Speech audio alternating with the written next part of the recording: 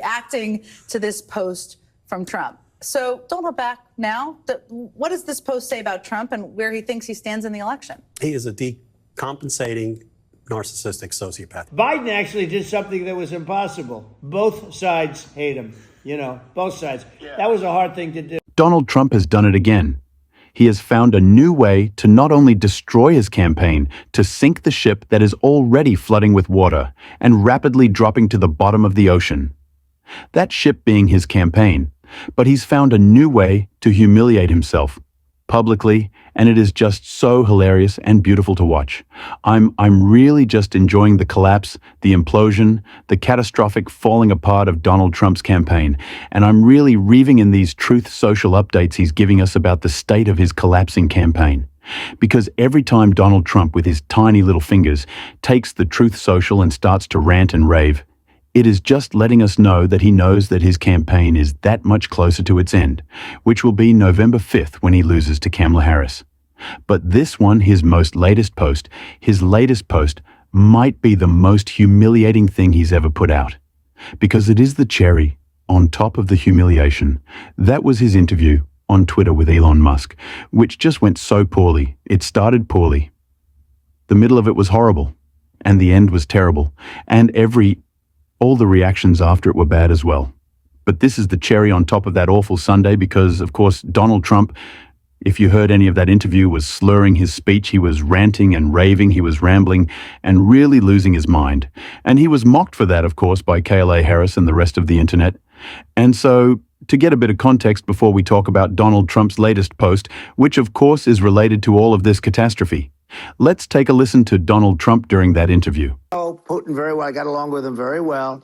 He respected me, and it's just one of those things. And we would talk a lot about Ukraine. It was the apple of his eye. But I said, don't ever do it. Don't ever do it. You can't do it, Vladimir. You do it, it's going to be a bad day. You cannot do it. So clearly some slurred speech there from Donald and I. I want to talk about that because it's what Donald Trump posted about.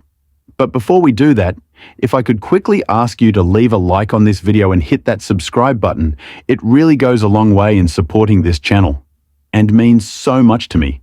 And like I was saying, Donald Trump, his speech was slurred, he sounded terrible, he was completely unraveling as he is today.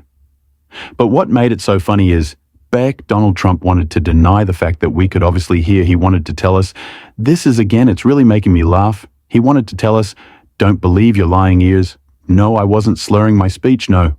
I am not in complete decline, and I'm falling apart. No, don't believe what you obviously heard. And because he's so insecure, he took to Truth Social and posted this, and I thank him for such a strong endorsement. Unfortunately, because of the complexity of modern-day equipment and cell phone technology, my voice was in certain areas somewhat different and strange. Therefore, we have put out an actual and perfect recording of the conversation.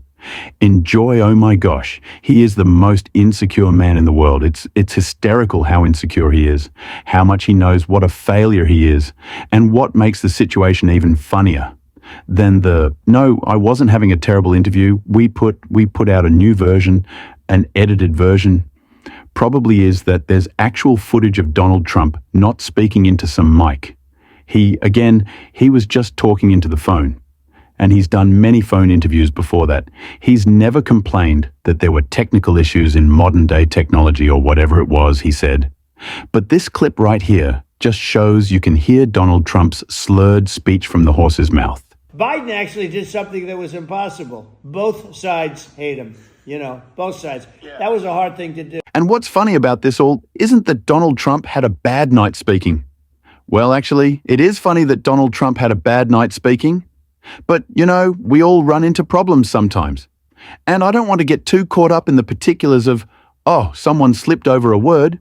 They accidentally said this, when they meant to say that it's not that I trip over my words all the time. I'm constantly talking, and you'll probably hear that sometimes. But what's funny is Donald Trump's complete denial that he could have ever done something wrong. It shows the sick, twisted elements of his brain that refused to take accountability for anything, and why he's such a flawed person. incapable of leadership. And it also shows that Donald Trump is denying the very dangerous fact that he is unraveling and his insecurities are coming out more than ever. Because he is in such stark decline, medical experts have talked about this, how much Donald Trump really is losing it at this point. And someone who also talked about that, and we love to play on this show, was George Conway in a new interview. George Conway is a conservative attorney. Sarah Matthews is a former Trump White House deputy press secretary. I know they both have a lot of thoughts, and they both join me now. So, George, I'm going to start with you because you have not held back on Twitter. You never do. You never hold back in person either, reacting to this post from Trump. So don't hold back now.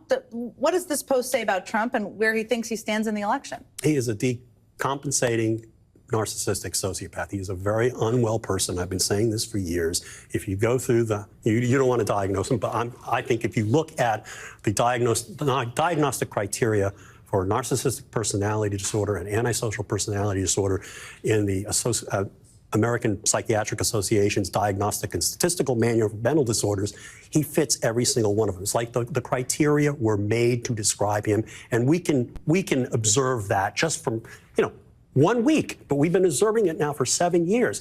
And what happens to these characters, and these are the type of people who become cult leaders, authoritarian dictators.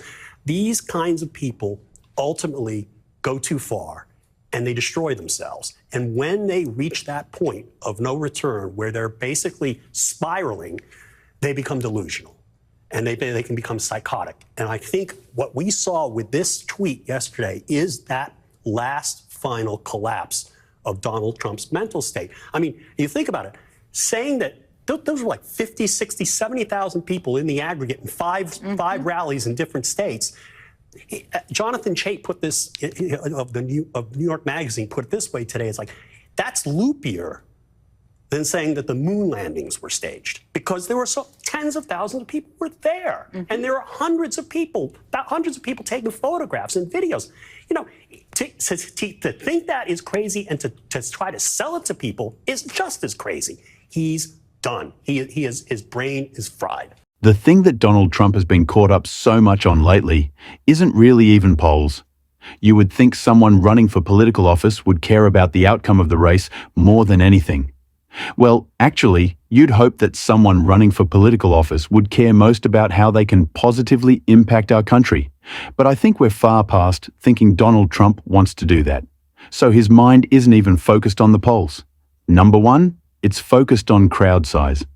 The thing in this world he cares most about next to himself, of course, is crowd size ratings, people in the stands who's cheering for him, the enthusiasm, battle a battle, which he is losing in spectacular fashion.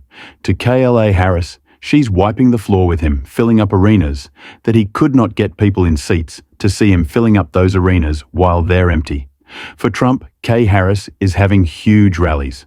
These awesome images of enthusiastic support. Well, Donald Trump's supporters, his own cult, they're leaving early, they don't care about, or they're falling asleep.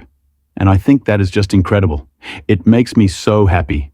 Not only that the MAGA cult is being deprogrammed, and we talk about this all the time on the show, it's not just great that KLA Harris is taking Republicans away from Donald Trump, because, it's going to help her win. And it's not just fun to see Republicans who break out of that mega mindset and come over the point I'm trying to make. It's great that we're seeing Republicans move from Trump to Kamala Harris, because it means not only is she winning, but she's uniting the country. We have not seen Republicans break out of their cult-like devotion to Donald Trump, and numbers really exceeding a couple of percentage points for the past 8 years. But those numbers, as we saw them grow with President Biden, seem to be growing even more with Kamala Harris. And it's important because her message so much now is about the future. Of course, we want to defeat Donald Trump and protect our democracy from the attacks that he wants to land on it. But I don't just want this campaign, and neither does Kamala Harris, and neither does Tim Walz, to be about the doom and gloom of Donald Trump and the threat that he poses. We also want it to be about this extremely positive vision and hopeful vision that KLA Harris and Tim Walz have for the future. Joyful Warriors is what Tim Walz calls the both of them. That's what we want. And that's what people are uniting behind, Because while Kamala Harris is drawing this stark contrast between her and Donald Trump, most of that contrast comes from her positivity, her joy, her incredible vision for the future. Donald Trump makes the case against himself really well without anyone else's help. But Kamala Harris is making such a compelling case for her vision that even Republicans are coming on board. And that is uniting, and that is exciting. And I am certainly excited about that. And if you are as well, like I said earlier in this video, support this channel by hitting that subscribe button. And until next time, I'll see you soon.